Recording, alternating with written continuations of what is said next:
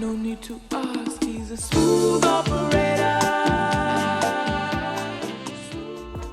Oh, when you're cold, me the sweetest taboo. When Sade Adu first stepped into the spotlight, she wasn't even meant to be the lead singer of her band. Back then, she was just a backup vocalist for the group Pride. But when their original lead singer decided to call it quits, Sade had no choice but to step up. The pressure was immense. The music industry is notoriously unforgiving, especially for someone who never planned to be the face of a band. But instead of faltering, Sade embraced the challenge. Her deep, sultry voice captivated audiences, and it didn't take long for her to steal the show. Even then, the industry tried to mold her into something she wasn't. Executives pushed her to collaborate with big-name producers and adopt a more commercial sound. But Sade wasn't about to let anyone dictate her artistry. She was determined to keep her music authentic, raw, and true to herself. Turning down these lucrative offers was a risky move, especially in an industry that rewards conformity. But for Sade, staying true to her vision mattered more than chasing commercial success. And it paid off. Her refusal to compromise set her apart and laid the foundation for her enduring legacy. Her personal life, however, was anything but glamorous. In the early days of her career, Sade lived in a squatted fire station with her boyfriend, journalist Robert Elms. The conditions were harsh: no heat, a makeshift toilet on the fire escape, and a constant struggle to make ends meet. It was a gritty existence, far removed from the glitz and glamour of her future fame. Unsurprisingly, the relationship didn't last. If that wasn't enough, the media began to fixate on her, spinning wild rumors and scrutinizing her every move. The relentless attention would have broken most people, but Sade soldiered on. Eventually, she married Spanish film director Carlos Pliego, hoping for stability. Their union began with all the trappings of a fairy tale romance, but it didn't take long for the cracks to show. Their relationship unraveled, and Sade found herself packing her bags and leaving Madrid with little more than a small suitcase. She described the experience as a deeply sad chapter in her life, a painful reminder that even love can crumble under the weight of life's challenges. Returning to the UK, she sought solace in the familiar, but even then, life threw her another curveball. The foundation of her North London home began to crumble, forcing her to move out for 18 months while it underwent repairs. It seemed like the universe was testing her resilience at every turn. But Sade, true to form, took it all in stride. She retreated from the public eye, focusing on rebuilding her life, one brick at a time. This hiatus wasn't just about escaping the spotlight. It was about rediscovering herself and claiming her independence.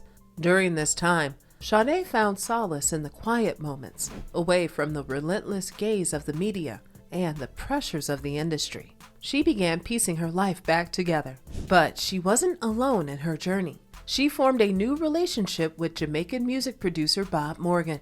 Their bond brought stability, and together they welcomed a daughter.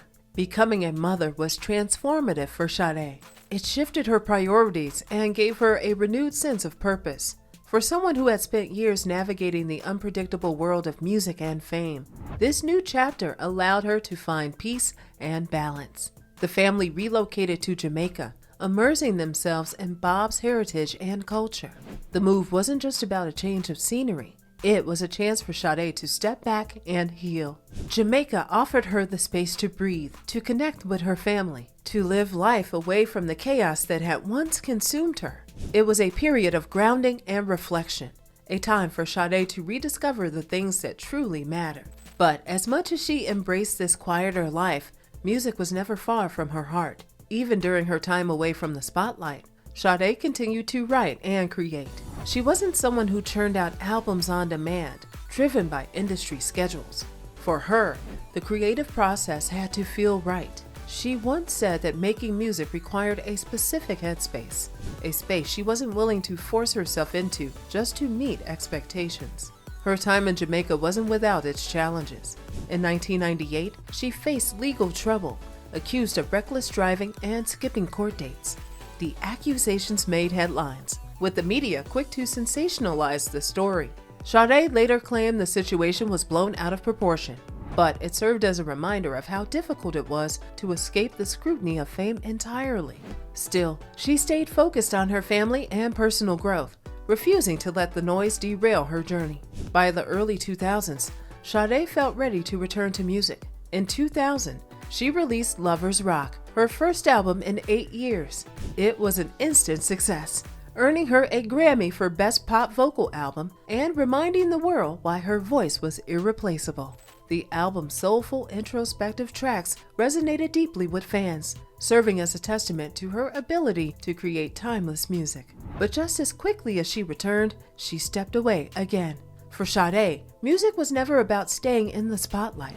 It was about staying true to herself. After the success of Lovers Rock, Sade once again retreated into her quiet life, leaving fans wondering when, or if, she would return. A decade passed before she emerged with Soldier of Love in 2010, an album that felt like a triumphant reminder of her artistry. The title track was bold and powerful. A soldier love. A declaration of resilience that resonated deeply with listeners. It debuted at #1 on the Billboard 200, proving that even after years of silence, Sade's music could still captivate the world. The release was followed by a world tour, a rare opportunity for fans to see the enigmatic artist perform live. Each show was a testament to her enduring appeal, with sold-out venues and audiences who had waited years to experience her magic in person. Yet, as much as the tour celebrated her return, it also highlighted how little she cared for the limelight. For Sade, performing was never about chasing adoration. It was about sharing her art in a way that felt genuine. Once the tour wrapped up, Sade disappeared once more, leaving fans to savor her music while she returned to her private life. By now, her pattern of resurfacing and retreating had become familiar. Unlike most artists, she didn't feel the need to stay visible or churn out albums to remain relevant.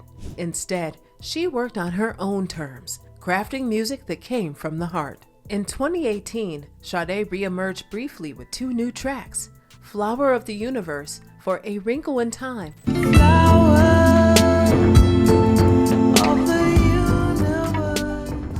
and The Big Unknown for the film Widows. I feel I'm falling in the big unknown. These songs served as a reminder of her unique ability to create music that felt both timeless and deeply personal. Yet, as always, Sade chose not to linger in the spotlight. She dropped her gems and quietly returned to her peaceful existence. For Sade, this rhythm of creation and retreat isn't just a choice, it's a necessity. She's often spoken about the importance of maintaining a sense of normalcy in her life, of staying connected to her roots and her loved ones. She doesn't create music for the sake of it. She creates when the time feels right, when inspiration strikes.